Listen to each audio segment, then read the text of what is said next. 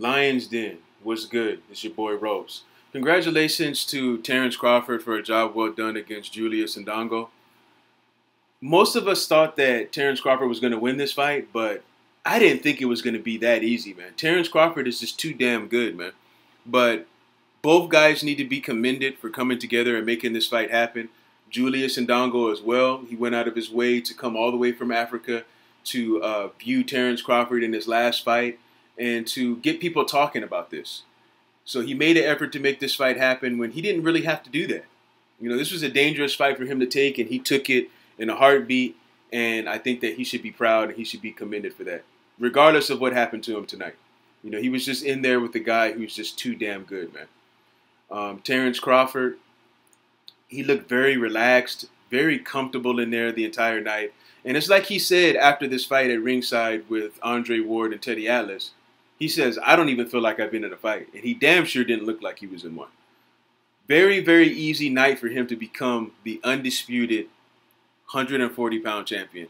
Something that we haven't seen, as far as undisputed, we haven't seen that in over a decade. So for him to get this accomplished so easily tonight, it just goes to show how great this young man is. And he's number one on my pound-for-pound list, point blank, period.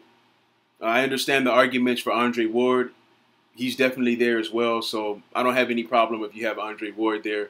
But we're going to talk a little bit later about Teddy Atlas in his pound-for-pound list, and we're going to talk about exactly what's wrong with it. But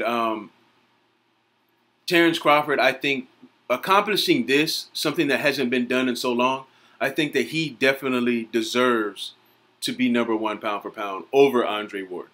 Okay, Terrence Crawford has consistently been busy, and he was able to accomplish something that even Andre Ward hasn't done yet, becoming undisputed. So I think that it's big, man. I think that it's a big thing, and it's going to be kind of sad to see these belts get split up again so fast, because it appears that Terrence Crawford wants to move up to 147, and don't get me wrong, I'm excited about that as well, because there's just too many damn good fights up there for Terrence Crawford. I mean, can you imagine on a Saturday night, sitting down in front of your TV and watching Terrence Crawford versus Keith Thurman or Sean Porter or Errol Spence? That shit is going to be huge. And if he can run through those guys like he ran through these guys at 140, I mean, sky is the fucking limit. And this guy would be in the argument for being one of the greatest fighters of all time. One of them. Okay, I'm not saying that he's the greatest of all time, but he would definitely be in the argument for one of the greatest of all times. He's already permanently in history just based off of what he's done tonight. But he would be even a step further if he can run through those guys at 140 like that. You know, which I really can't see him running through everybody like that. But it'll be interesting to see. You know, so congratulations to him once again. A lot of people tried to hate on this fight. They were saying that, oh, what's the big deal with Undisputed? There was this guy who calls himself an Aztec who was saying that shit. And, you know, I can understand where he's coming from, because his favorite fighter is somebody who gives up belts to duck fighters. You know what I mean? So, obviously, you know, the belts don't mean anything to a guy like that. You know what I mean? But there were also guys who talked about this and presented it to everybody for what it was. You know, like Blood Boxing, who deserves to be commended for covering the fight very well, doing a lot of interviews with Indongo and getting us that footage from down there in Africa. So big shout out to Blood Boxing. I binge watched your shit today because I haven't been able to watch a lot of videos on YouTube over the past couple weeks.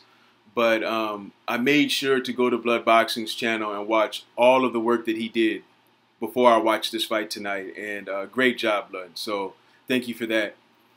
So what do you guys want to see next for Terrence Crawford? What is the next fight that you want to see him in? Should he take something easy going into 147, or should he just jump right into the fire and just stay on top, stay fighting top guys like Keith Thurman, Sean Porter, and those guys? What do you guys think? I'm out.